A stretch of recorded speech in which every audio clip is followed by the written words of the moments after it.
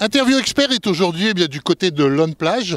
Eh bien oui, le parcours de sable en cette période du mois d'avril en compagnie de Jules Gatineau. Bonjour. Bonjour à tous. Alors, aujourd'hui, effectivement, encore de l'entraînement. Vous n'arrêtez pas dans le sable? Non, je fais beaucoup de terre aussi, mais je continue de venir dans le sable parce que je préfère le sable forcément. Pourquoi vous préférez-vous le sable par rapport à la terre? Parce que j'ai commencé dans le sable et je préfère l'ambiance ici à Loun par rapport au terrain de terre, je trouve. C'est franchement mieux. Ouais. Au niveau de terre, vous appréciez quel type de parcours? Franchement, les terrains en craie, j'aime moins. Comme Sangatte, mais bon, ça a été refait. Oui, c'est sûr. Mais après, faut faire de tout de toute façon. Bon, votre priorité aujourd'hui, c'est quoi? Au niveau du championnat, le CFS? C'est ça, c'est de travailler sur de se préparer au CFS et travailler tout au long de la saison. Et voilà. C'est quoi la préparation, Jules, tout au long de l'année?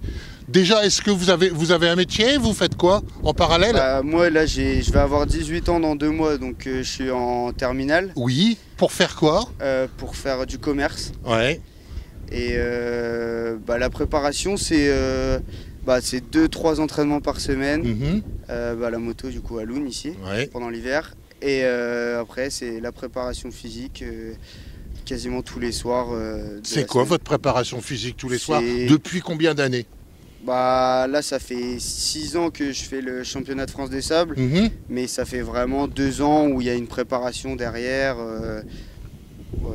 tout au long de la saison, quoi. Parce que avant c'était un loisir, c'en est toujours un, c'est une vraie passion, mais c'est vrai que maintenant on va essayer d'aller chercher les podiums ou bien la victoire. Votre meilleure place au niveau du Touquet, puisqu'on considère quand même que le Touquet c'est la compétition par excellence? Là cette année j'ai fait 8e. Oui.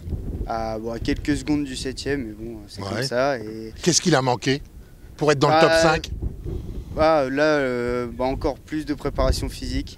Mais j'avais fait le all shot, donc c'était cool, mais c'est ça, il manquait un peu de préparation physique, mais cette année on va bosser encore plus. Husqvarna, c'est une moto que vous avez eue depuis le début, c'est quelque chose que vous appréciez, c'est cette moto que vous appréciez particulièrement? J'ai commencé tout d'abord par Kawasaki, j'avais une 85 Kawasaki. Et après on est allé chez Husqvarna parce elles étaient plus performantes et plus puissantes. Qu'est-ce qui vous a changé entre la Husqvarna et la Kawa? Le châssis déjà c'est pas le même, les suspensions sont, moi je préfère en tout cas chez Husqvarna. Et depuis on n'a jamais eu de problème vis-à-vis des motos Husqvarna, donc c'est pour ça qu'on reste chez eux. La question subsidiaire, est-ce que vous avez déjà essayé une moto électrique? J'ai déjà essayé une Stark du coup. Et franchement c'est puissant. Oui. C'est très perturbant aussi de ne pas entendre de bruit de moteur. C'est ce qui vous manque le plus? Ouais, franchement. À la limite, un casque avec un bruit de moteur, ça serait bien? Je sais pas, pourquoi pas, peut-être, faut essayer, mais c'est vrai que c'est quand même beaucoup puissant, direct, c'est on-off, quoi. Ça marche vraiment bien. Qu'est-ce qui est le plus perturbant? C'est la partie on-off ou effectivement le changement de commande au niveau du frein, au niveau pas d'embrayage? C'est vrai que ça fait assez bizarre. C'est un peu, on dirait qu'on est sur une Sur-On, c'est à peu près pareil en fait. Mais ça fait bizarre d'avoir le frein à la main gauche, mais je trouve ça pas mal franchement dans les virages, du coup ça peut nous aider à bien freiner. Et c'est sympa, mais je préfère rester en thermique, bien sûr. D'accord, on reste quand même au thermique. Bon, il est vrai qu'on peut peut-être considérer que la moto électrique c'est pour de la terre et la moto thermique reste pour le sable? Oui, dans le sable, de toute façon, elles tiennent pas les motos en électrique, pardon. Mais en terre, c'est cool, c'est plaisant. D'accord. Bon, les prochains concours, c'est quoi? On va partir sur des compétitions de terre avant, effectivement, de rattaquer le CFS sable.